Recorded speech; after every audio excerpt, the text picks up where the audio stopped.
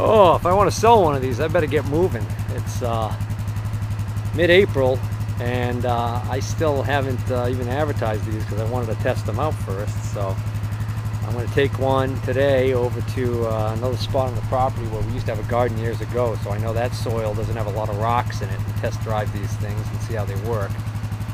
And so I'm going to use the Grizzly. I'm going to take my wagon, put one of these on the wagon and drive it over there. Well, it's true to the Honda name. Started on the first pull cold, so that's good. See if I can get my ramp. Alright, we're all loaded up. Let's take a ride. Well, here we are, the remnants of the family garden. It's been, let's see, over 20 years since the garden's been planted here. This is all cut down recently by the brush hog last year. And so I know that, generally speaking, in this area right here is, other than a lot of roots, it's not really rocky. No big rocks to contend with, so I'm going to try and till some of this. Getting it off, I could just roll it off gravity. Alright, so put the throttle up a little, ignition on, put the fuel back on. She's probably still warm.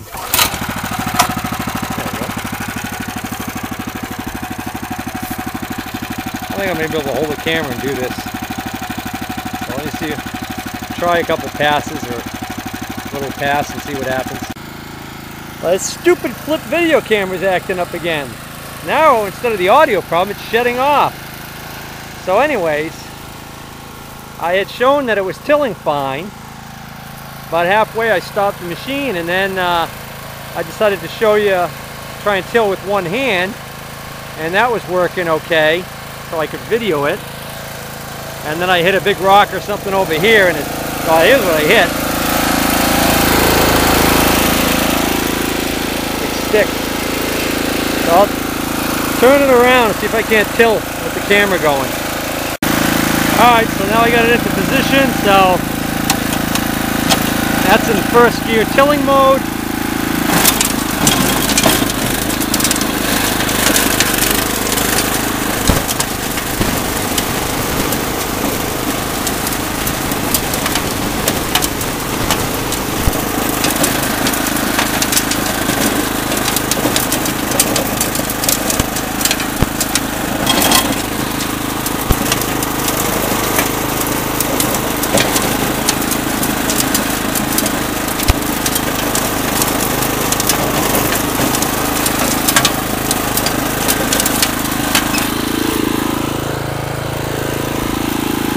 I don't remember planting golf balls. Alright. Pretty pleased with the results here. This looks pretty good. It's really fluffing the soil nicely. So I would say that this is a successful test. So anyways, now I gotta test the other one.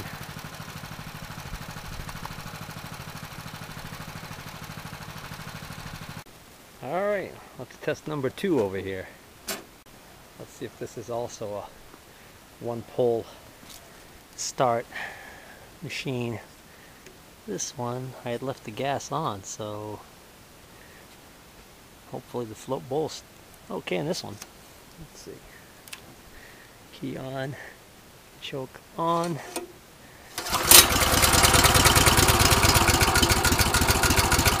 Oh, I got the throttle down too low.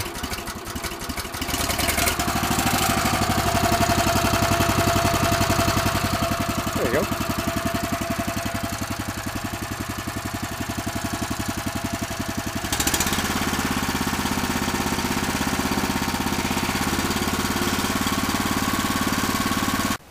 Okay.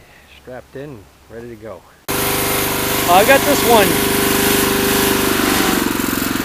Got this one set to the same, to a different depth. You can see I got this all the way down, so that would mean this one's set much shallower because that little guide arm is down a lot lower. So, but this one it seems to be tilling just as smoothly. So I just turned the RPMs down some because that cover still vibrates very annoyingly.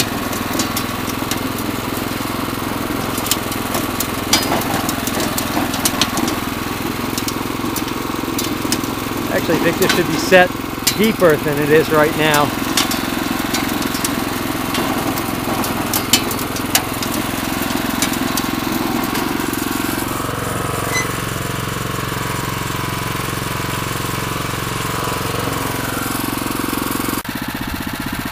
Just for the heck of it, I set it to the maximum cutting depth. You can see now it's set to the maximum depth, and that obviously is not a good idea. I don't know what condition you would use that in, but what happens is it starts digging in, and then the blades actually start to propel the whole machine forward. I mean, the wheels aren't even turning. It's literally taking the front of the machine off the ground and jumping it forward. So I've got to cut that back. Alright, try that depth right there in the 4th hole. That's working, but it seems to me like this machine isn't as smooth as the other one. They're identical machines, so I'm just wondering what could be different. This one, it be tilling along, and then all of a sudden the tillers will grab and throw the whole machine out of where it's tilling and throw it forward rapidly on you. See if it'll happen when I'm doing it. I'm videoing.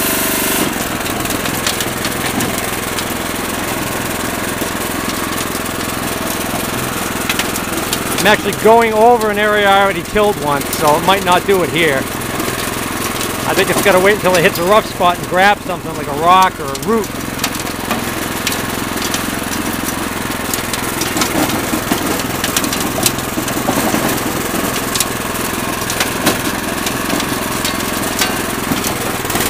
There you go, that's it.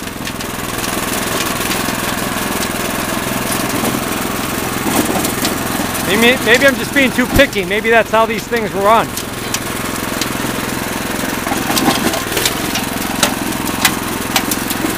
Let me put it this way. I sure wish I had a rototiller for my 3-point on the back of the Ford.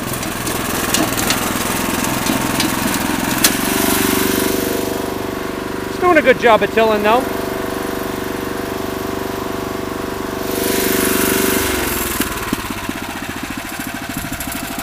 The other machine backfires a little more when you rapidly decelerate the throttle, so that one, the carb might be running a tad rich on that one.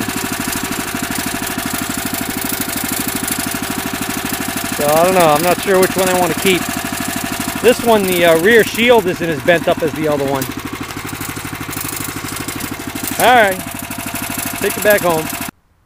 Just taking a gander at these blades to see if maybe they were installed differently on one machine from the other, to see if that might explain why this one seems to be jumping forward more on me, but they look like they're all set up the same exact way. If I spin them, I notice that they seem to be, the inner blades are all symmetrical as I spin it.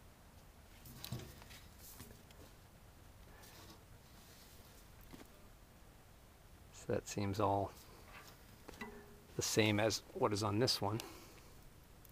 You can see the inner ones are symmetrical, and then when I position these two inner ones like this, that outer one on the right is kind of down, and the outer one on the left is kind of up. And so same thing here, these are positioned this way. Outer one on the right's down, outer one on the left is up. It looks the same.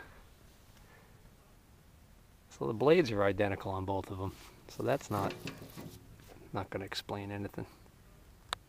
So I don't know which one I'm going to keep. This one's got the brand new throttle lever I installed, but it's got a much more bent up shield in the back, and it's got a bowed out bend in the front there. This one's got a better shield in the back. It's got a little bit of a bow out bend in the front, not quite as pronounced. It's got the original throttle. Cosmetically, they're both about the same.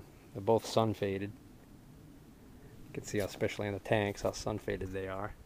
That one's got the jumbo gas cap. This one's got the smaller one, but I could switch that easy enough. The outer diameter of the caps are different, but they do interchange. I already tried it. This one, let's see, this one doesn't puff back when I downshift faster, so that one's running a little richer, but that might just be a carb adjustment. I don't know. Hell, if I get a lot of offers on the first one I advertise, I might sell them both.